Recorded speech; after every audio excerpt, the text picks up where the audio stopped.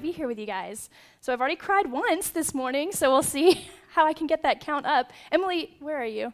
Did she know what I was going to talk about? Because the verse she read during worship was like perfect. That's what made me cry. I'm like, he's already doing it. He was weaving it all together. It's so good. Maybe she already knew, but I'm going to believe that it was a God thing. So I was excited to talk today. I spoke a couple months ago. So my husband now is the worship pastor at our Union Cross campus. Don't know if any of you go out there. I don't think so. Oh, there you are. Yes. Okay. Gloria Bruce.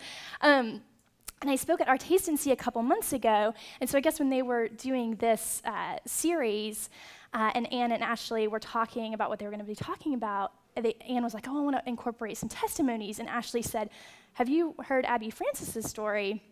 And so Ann listened to my Taste and See. And I literally use the word tapestry, and the core verse is Romans 8:28, and so, I didn't have to alter this at all to make it fit the theme. It was just, whoa, exactly what they're talking about. So again, sort of like the Lord weaving it all together, which is pretty awesome. So yeah, what I'm going to talk to, so Romans 8:28, everyone knows that verse, right? God works all things together for good for those who love him and are called according to his purpose, right?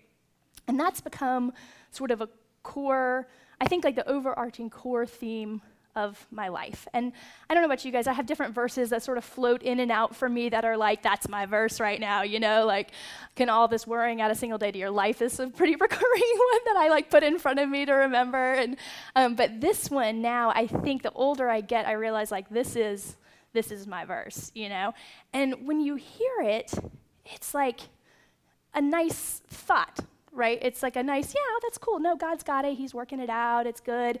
Because we repeat a lot of these things so many times that they somewhat just become nice platitudes, right? Or they just seem like a little bit trite. But today I'm really here to tell you that I am a living testimony to the fact that this verse is true. And it's not just true for me. It's true for you, and it's true for every believer.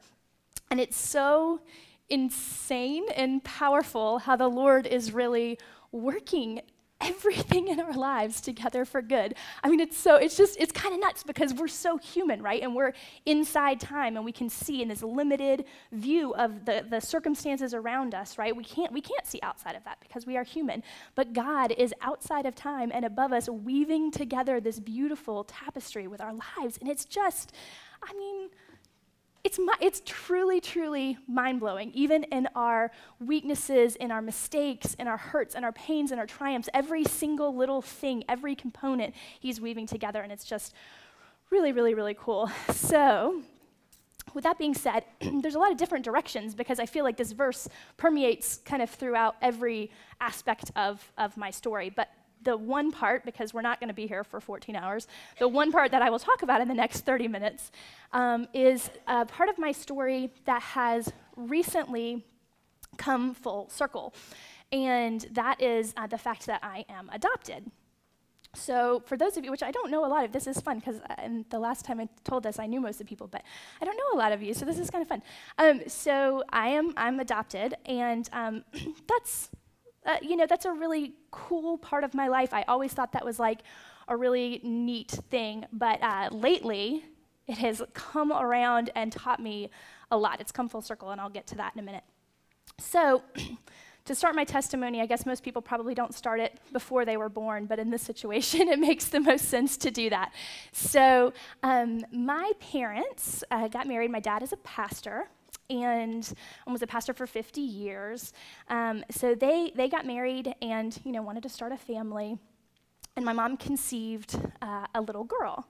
She had a pretty, normal pregnancy, went pretty far into her pregnancy. I think she was 7 and a half months pregnant, and went into premature labor. And so this is early 1970s at the time. So medical advances, not what they are today. She went into the hospital, and she gave birth to the little girl. Her name was Erin, and Erin's lungs weren't fully developed. And so she lived for 2 days in the hospital, and then she died. And I always heard that story as part of my story, and I thought, that's sad. That's a really sad story. And then I had Elliot, and I thought, it's a devastating, truly devastating story. I mean, you know, it changes everything when you can put a face to that pain in your own life, right? And I was like, just thinking of my mom going and giving birth and having this baby and then coming home to her house without that baby and having to take down the nursery and, you know, do all that. I mean, it's almost too much pain to even really try to think about, right? It's too much. So I don't know how in that moment you call on Romans 8:28 and say, like, God's got it. We're good. You know, he's got a plan. Like, that's not the moment where you're just like, yeah, it's cool, right? You don't think that because it's too freaking painful. It's just devastating. And so the crazy thing about my parents, even though I know my mom would say those were some very, very dark times and she had some hard times, they never doubted the faithfulness of the Lord, even throughout all of that, which is very powerful. But they wanted to have another child, right? So they get through that really, really low time, and they decide, okay, you know, we're going to try again. And so they tried, and they tried, and they tried, and they tried, and they tried. And they tried for many years to have a baby, and it just wasn't happening. She had no problem conceiving the first time, so I don't know. I mean, I do know why, because, well, we'll get there. But, you know, medically speaking, I don't know why, you know, she couldn't, but they tried for 7 years. And so I think an important part of this story is that it's not, again, just a platitude of like, oh, don't worry, God's going to work it together for good in 30, 60, or 90 days. It's like, no, sometimes he is literally working it over a decade or the entire course of your life. And some things we're not ever going to see that come to fruition. We're never going to know what he was up to until we get into heaven and we look down and we say, my God, this is crazy. You know, this is what he was doing, and I am so excited to stand with you guys there and do that and be like, see, I was onto something. I'm telling you, he had it all worked out. You're going to be like, she was right. Yeah, that's the only thing you'll be thinking. Yeah, I'm like super excited for that because it's not this easy thing. What I'm telling you today is not easy at all. I mean, this was a really hard and dark thing for my parents. So 7 years go by, and she's not able to conceive. And so my dad was in Kansas City speaking at a conference because, like I said, he's a pastor. And he shared the story about Aaron as part of his story. And a lawyer was there in the audience, an adoption lawyer, and said, hey, I would love to help you adopt a baby if you're interested in that. And so my parents are like, yeah, you know, absolutely, that would be great. So they went through the whole process and they adopted my sister, Kara, who is 2 years older than me. And the lawyer at the time said, hey, I just need you to know I only do one adoption per family at the time. I mean, like this church that he was involved with, like a boom of everyone adopting babies. And he's like, it's just, you know, too much. I really just only do one per family. I just want you to know that up front going into it. They're like, that's cool, that's great. They adopted my sister. 2 years later, get a phone call, random phone call out of the blue from the attorney, and he says, I have a baby, do you want it? They're like, okay, my mom's like, you know, I don't want to like stare a gift horse in the mouth, but she's like, I had to ask, right? Like I had to be like, okay, yeah, I mean, we do, but I just have to know, you said that you only did the one, so what's, you know, why are you calling? And he said, the Lord told me that this is your baby. I know, right? And I'm like, how am I not supposed to feel like the Lord has his hand on me when the attorney just says like, oh yeah, by the way, the Lord told me this is your child and gives me to the right family, right? So I automatically, of course, think I'm like super special. God had to go to all this extra work to get me to the right family, you know, and I loved it. I loved my adoption story. I mean, I loved it so much. So my parents adopted me and they would you know, I'd crawl into bed at night and I'd be like, tell me the story of how I was adopted, which when I was reviewing this in my mind, I thought, what a cool thing, right? Because that's like what we do with the Lord, right? We're like, tell me the story again about my salvation. And it's just something we can revel in. And it's really a cool parallel, I think. So I would just crawl into bed at night with my parents and be like, tell me again, tell me again. And all the little details that I thought were like super fun. I mean, it's just, so this is funny. Okay, hold on. Let me take a sip. I just lost my voice last week, so I'm hoping it holds up today. All right. Okay. So, you guys know those Admiral clubs that they have at airlines, like, or at airports, Delta clubs and all that? So, this is so weird. But to adopt me, my dad, who was living in Florida at the time, my mom and dad, he flies to Atlanta, and the attorney flies from Kansas City, and they meet in an Admirals Club in Atlanta and sign some papers and hand over the baby. And I'm like, if you're in that room just watching two men sitting in the corner signing some papers and handing a baby over, you're like dialing 911. You're like, I'm pretty sure this dude just bought a baby. I'm not sure if you're allowed to do that. Like, how weird is that story? Like, it doesn't feel like that's how it goes down, you know, but that's how it went down in 1980, so I don't know. It worked out. I think it's all legal, but we're good. So, I mean, I'm not going to change it now, you know? So my dad gets me, he's like got a 3-day-old baby, you know, and he's on a plane by himself. So like every woman, he said, is just like, oh, give me the baby. Are you okay? Just like, you know, he's loving it. You know, everybody's just freaking out over me. And so he gets to the airport. And at the time, 1980, again, you weren't allowed to go. It was a little more lax, of course, but you weren't allowed to go all the way to the gate. But my mom like begged them, like, this is my baby. I really want to see my baby. Please, can I go down to the gate? And they made an exception, right? They let her through. My dad walks off. He's got me in one arm.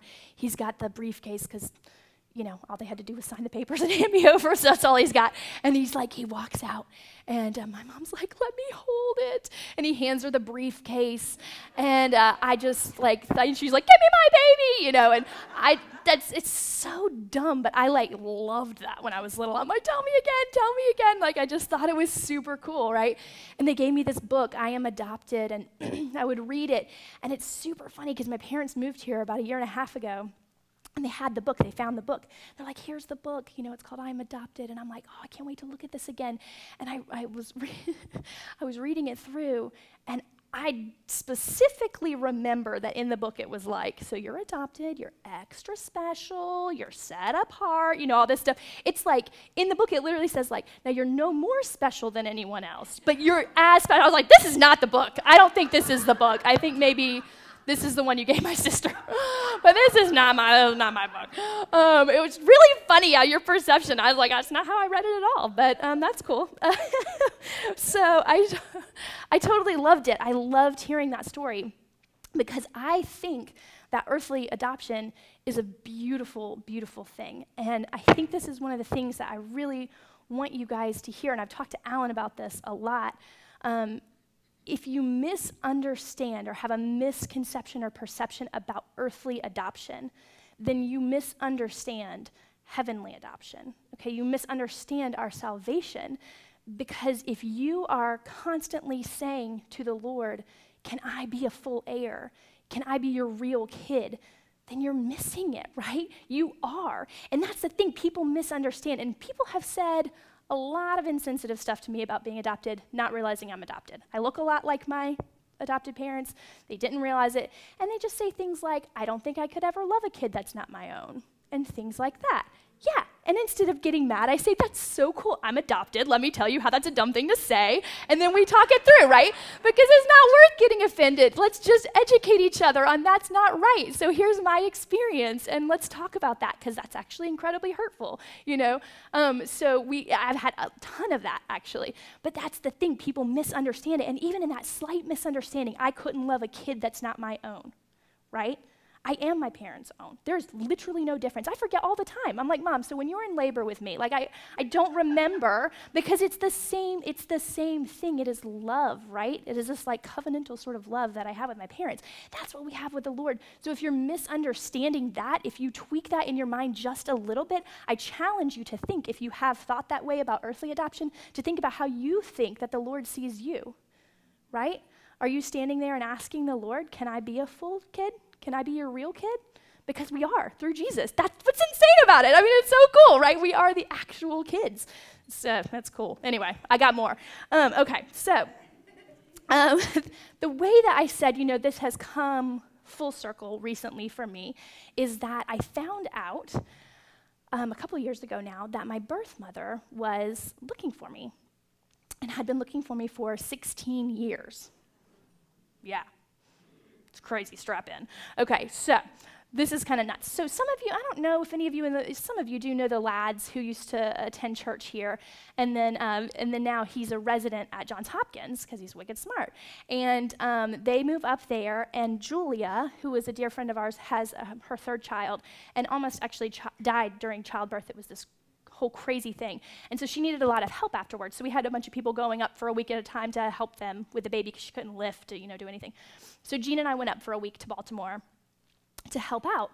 And the guys went out one night, and Julia and I were watching, decided we were just going to watch a movie or whatever.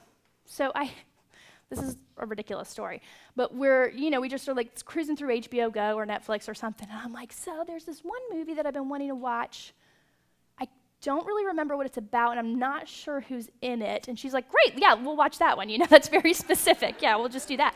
But it was like totally not helpful. But I had something in the back of my brain that I knew that I had wanted to watch, and maybe someone had recommended or something. And so she gets to this movie called Philomena. Has anyone in the room seen Philomena? Whoo, y'all. Woo. So she gets to that, and she's like, oh, I've been wanting to watch this movie. I'm like, that's the movie that I was talking about. Like, I had 0 points of reference, and this is the movie that she picks out. So I'm like, I guess I'm supposed to watch this movie, Ooh, man, it is so good. For those of you that have not seen it, go watch it, but it is powerful.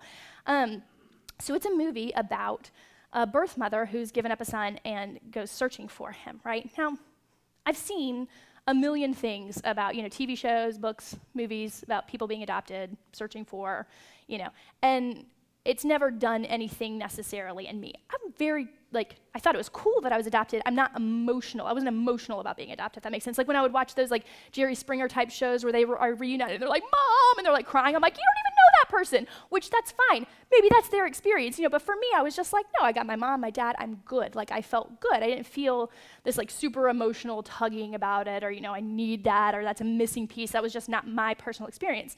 So when I saw this, it kind of just I don't know, it made me think a little bit differently. And so the next day, Gene and I were driving back to Winston-Salem, and I was telling him about the movie a little bit, and he was like, interesting. So how's it making you feel? What are you thinking? Asking, I was like, well, he's inquisitive today, all right, So I'm like, yeah, I don't know. And I didn't say and now I want to meet my birth mom. It wasn't this revelatory, huge moment. Whatever I said was different enough from what I had said to him in the past that he said to me, well, I do know that your parents have information about your birth mother if you're interested.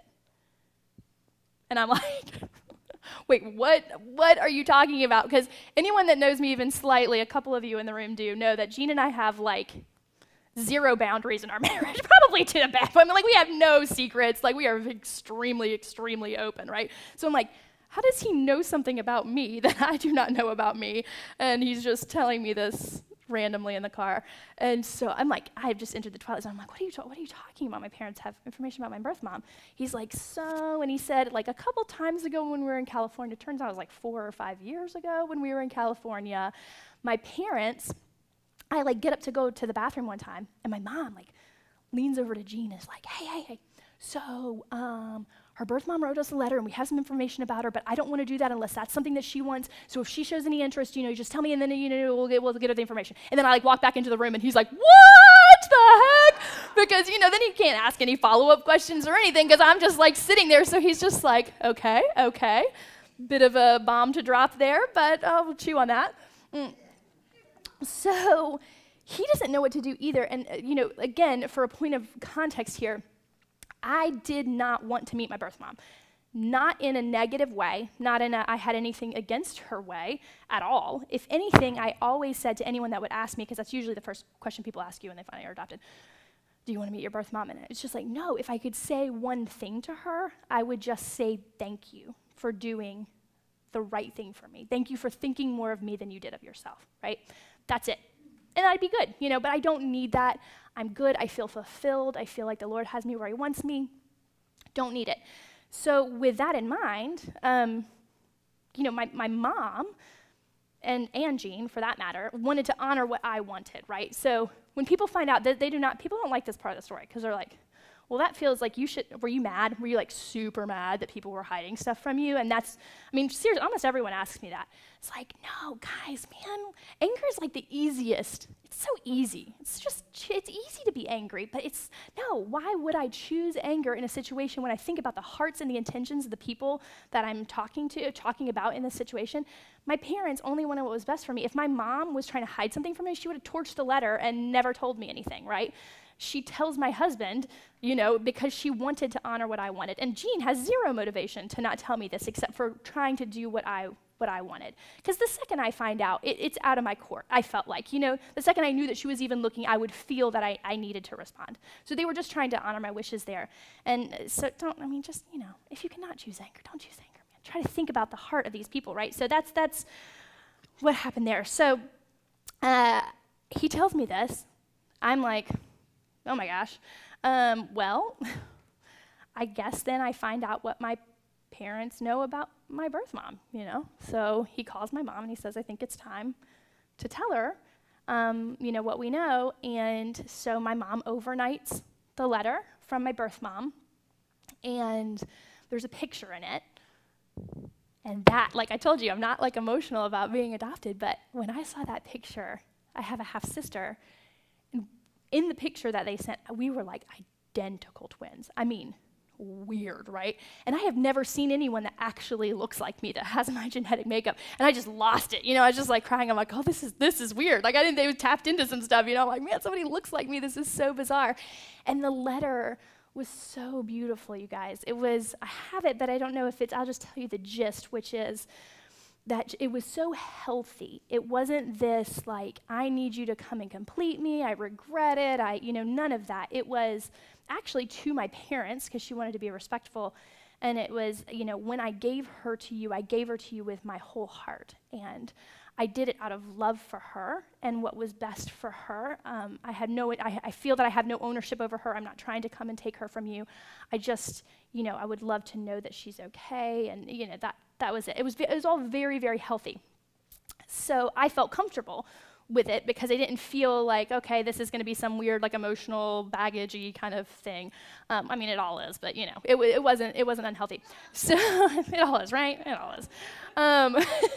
But so I find this out. So get this. She's the director of a crisis pregnancy center for women. Yeah, it gets so good. So I'm like, oh man, okay, this is crazy. So I get the letter, I get the picture, and I'm like, okay, well, I'm gonna write her back. And so the email address that she had was no longer active. So I go on LinkedIn and I find her and I find her work telephone number, and I call up and I'm like, I don't want to talk to her, but can I have her name is Lise Strobel's email address? And they're like, well, is this like a work-related thing? I'm like, yes, it is. Yep, absolutely. I'm her birth daughter. She works at a crisis pregnancy center. I'm like, it's kind of work-related, right? Like, I'm your unplanned pregnancy. Hello. So, coming back. So I said, yeah, it is, totally. And so they give me her email address, and so I write her this letter back. And this was the hard, I gotta tell you, this is so dumb, but this is the hardest part. What do you put in the subject line of that email, right? Like, you know what I put? It's so dumb. Birth daughter. Like, I don't know. Like, what do you say? Like, surprise, it's me. Like, I don't know. It just felt like that's weird. Like, I don't know why that felt so weighty, but like, what do you put in the subject line? I don't want to send her to send it to spam, But it was like, this is the dumbest subject line, but I got nothing else. So that's what we went with. So we went with birth daughter. And I sent her this letter, and she subsequently has told me later that in that letter, I said every single thing she had wanted to know, since the day she put me up for adoption, because I told her what I told you that I would want to say to my birth mother if I ever got a chance, which was just, thank you so much for thinking more of me. Thank you for doing what was better for me. Thank you for giving me to a family that loves the Lord. Thank you that even though I know that day for you was not a fun and redemptive story like mine was in the moment, it was a sad thing, that you still did it anyway. Thank you for all of those things, because it changed the entire course of my life, and I've had a beautiful life, and that's all because of a decision you made. And I'm incredibly, incredibly grateful. So I tell her all of that. And she said, that was everything she had wanted to hear, which was very, very cool. So we write back and forth for about a year. We never talk on the phone or anything, and we just exchanged, all sorts of stories, and just really, really cool. She loves the Lord, and she's a beautiful, wonderful person, and it's very, very cool. So then she lost a friend of hers, a dear friend of hers, who was only in their 50s, and she just had this real, life is short, and so I'm just going to ask her. And so she was like, hey, we're going to come through North Carolina. Would you want to meet? And I'm like, okay, yeah, let's do that. We've never even spoken on the phone. I'm like, okay, yeah, let's do this. So she comes to Winston-Salem and stops through, and we meet for the first time. And do you have the pictures? So this is crazy. So we look a lot alike, right? I mean, freaky. We're like twins. It's weird, right? Yeah, it's crazy. And then you can go to the next one, Bev. Sorry, who's back there? Karen. The next one, yeah. So I'll tell you about that when I saw her there. And then one more, and I don't really talk too much about this, but I have 2 half-brothers and a half-sister. And we all look very much alike, actually. Under that beard, you can't really tell for Adam, but I look a lot like him, too. Crazy, huh? I know. It's like, whew, yeah. Yeah, it's awesome. Anyway, so she comes through Winston, and we meet, and it's this super beautiful time. It was not too heavy, but really just beautiful and fun. And we had some of our best friends come to the house, the McKeemans and the Garrisons and the Currys and a few people that are just really close in our community, come over to the house, and we had a little potluck one day after church, just so that everyone could kind of meet them. Everyone's crying. It's a whole thing, it's very sweet. And this is cool to me, this moment. I would say this is probably one of the most defining moments in my life. So Lisa's sitting there, and she's looking around, and she's like, everything in this room, I'm married to this pastor who's doing this amazing ministry, who I get to partner with in ministry. We have this gorgeous little girl that we're absolutely bonkers over. We have this community of people that we're surrounded with, that we love, that we get to pour into and be poured into, right? And she's sitting there, and she's observing all this, and she's like, all of this happened because of one decision that I made, because I made the decision to give you up, right? All of that happened. None of this would even have taken place, right? I wouldn't be married to Jean. We wouldn't have Elliot. We wouldn't have a community who knows the impacts as far as the ministry that we've been able to do here. I mean, it's so powerful for her to be there as she's sitting in this moment and looking around and thinking, all of this because of one decision that I made. And it's crazy, right? It's oh my gosh, it's so powerful to think about the impact of our decisions. So, to tell you a little bit more about her story and how this kind of comes around, she was 16 years old. She went to a Catholic high school, but she was not a believer. And she met, sort of the bad boy. And what time do I have till? 10:40? Just keep talking? Okay. Don't tell me that. I'm like Alan, I'll just keep going. I do have, just kidding, Alan, if you listen to this, I love you. Okay, gosh, I have so much, I gotta talk faster. Okay, so she got pregnant at 16 and gave the baby up through a Catholic adoption agency. And that baby was not me. That was a little boy named Kevin. And the reason I tell you this, and the reason she told me this, was it really informs the rest of her story. So she, gave that baby up. It was a hard decision, but she knew that was the best. She was 16, that was the right thing to do. So flash forward 5 years, she's 21 years old. She meets a guy named Mark, my birth father, and he actually leads her to the Lord. She's like, on fire for the Lord. I mean, her testimony is insane. I mean, she's like, so she just, I mean, she had never known Jesus. I mean, for me, I'm like raised in the church, like, it's a different thing. This was like a literal awakening in her life, right? So it's this very cool testimony. So she becomes a Christian. They get engaged, which this is nuts to me too, because you don't assume that the birth father in this scenario is like the guy that led her to the Lord and like they were engaged. You just think it's some like rando. But so they're engaged. And I know. So they are going to wait until they're married to consummate. And they have a oops night. And I really wanted to be born. So I was like, I'm going to get in on that one mistake and I'm going to come to earth, But yeah, that one little oops gave you all this. And so the thing that's crazy, so yeah, okay, so, well, I have so many things. Okay, so she was going to keep me. Right, so she gets pregnant. He breaks up with her before realizing she's pregnant, breaks off the engagement. It's a whole thing. So she's alone again, pregnant. She's like, I'm not doing it again. I'm not giving up a baby. I'm keeping this baby. And then she said the closer and closer she got to the due date. I mean, they had like thrown a shower for me. She had out the whole thing. And she just said, the closer and closer I got, I just kept thinking about that first baby that I gave up.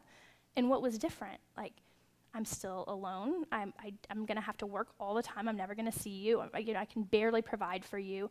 And I wanted for you all the things that I wanted for that first baby. I didn't love you any less, so why was I choosing what she saw as less, for me? She's like, I wanted all of those things for you.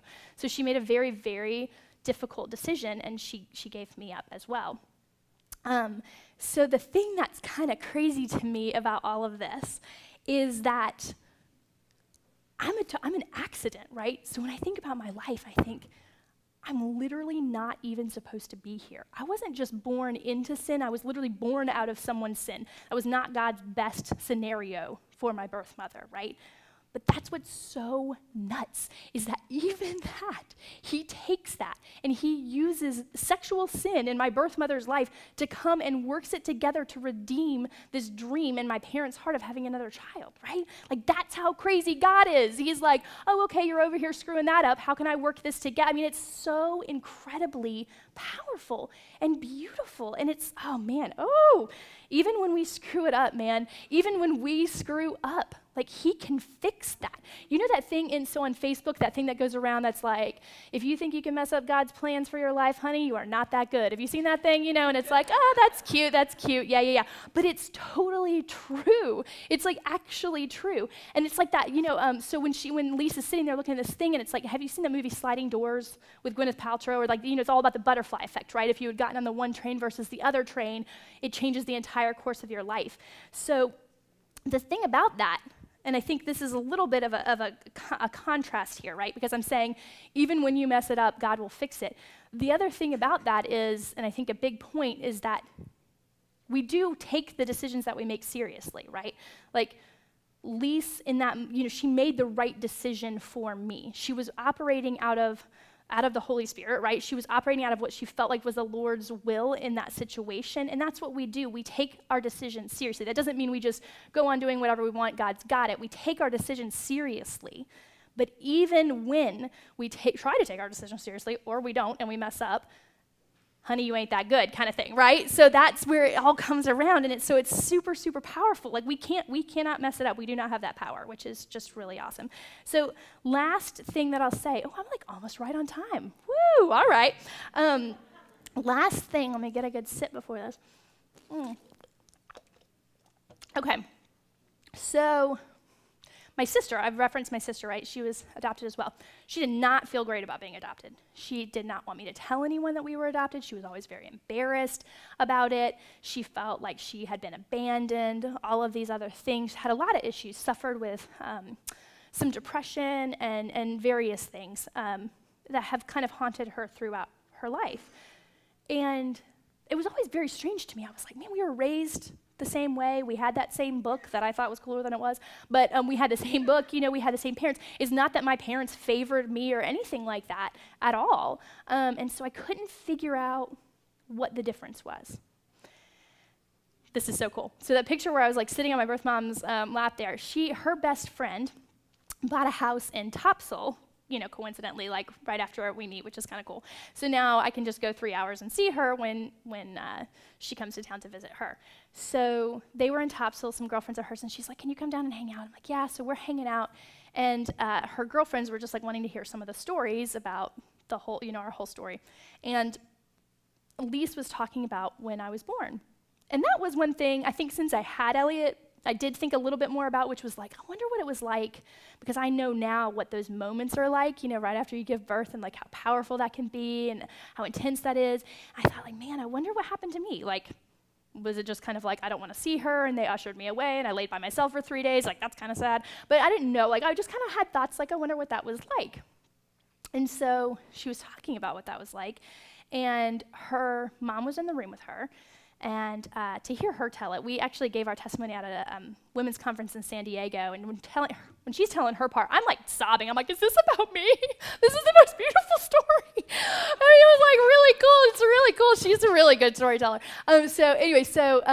She talks about how she had me, right? I come out, I've got this full head of dark hair, and her mom's like, she looks just like Elise, and she holds me, and she prayed for me, and then this, I did not know this until about a month ago now.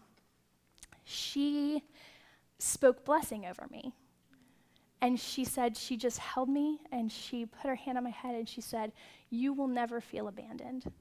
You will never feel that you were not loved. You will always know that I loved you. You will always know that you're cared for. You will always be protected. All of these things. And it's just like so powerful, because ladies, if you don't hear anything else, please hear. We go to a church where people believe in the power of blessing. And I am here to tell you that it changed the entire course of my life. It's insane. I mean, that's the difference between me and my sister. There's no other explanation. There isn't. We were raised the exact same way, okay? So please, if you feel weird about it at our blessing service, if you feel weird about going back and getting prayer, please, I urge you to let someone put their hands on you and speak blessing over you. It is powerful. It actually matters. It's not just a thing that we do for fun. It's not just a nicety, okay? It's powerful. There is power in that. I mean, I'm literally telling you it changed the course of my life. I mean, it's crazy. So to me, that was like, I never knew that. I just found this out, and I was like, it blew my mind, because I love what we do here as far as blessing is concerned. And I've always believed in it, but then when I realized like, oh no, like this is legit. I mean, this is really, really, like this changed my life. And it made me sad for my sister that she didn't have that same experience. I will tell you, happy ending, that she did throughout the course of her life come around, and she has, known the love of the Lord in a deeper way and doesn't have that abandonment issue anymore. So that's good. But she lived a lot of her life feeling like that, and so it's just incredibly, incredibly powerful.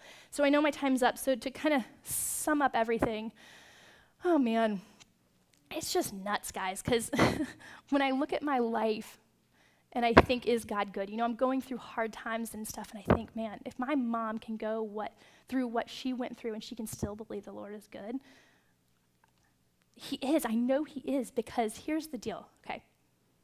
A baby died in order for me to be adopted into my family. My parents wouldn't have adopted me, right? They would have just had their natural children and whatever, and that's great. But I wouldn't have had my family. So do I think that God made that baby die so that I could get? No, I do not think that. But He's working it together for good, okay? He's taking the sin and the brokenness and the darkness of this world, and He is orchestrating our lives in a way that He's building this beautiful tapestry with our lives, even when a baby dies. I mean, there's nothing sadder than that, right? And He's still using that to bring glory. He's using that so that I can stand here in front of you today and say He's doing the same thing for you in your hardest heartaches, okay? It might not be about a baby. It might be about something completely different. It doesn't matter. Whatever the darkest thing that has happened to you is, He is redeeming it. It might be over the course of 7 years, 9 years, 50 years. I don't know, but I am telling you, He does not lie. His words are true, okay? And the other part of it is that the other half of that, right? So then He used this sexual sin to bring about me and my ministry so that I can be here today and tell you this, so that hopefully one person cares about what I'm saying and says, oh my gosh, that's right, that's true. Even if it's for one person, right? He used the sexual sin, and I hope it's for more people, but he used that. He uses our sin, he uses our brokenness, he uses everything to weave together this redemptive, beautiful story for his glory ultimately. And it's just, whew, I could talk about it for days, but anyway, so that's my story.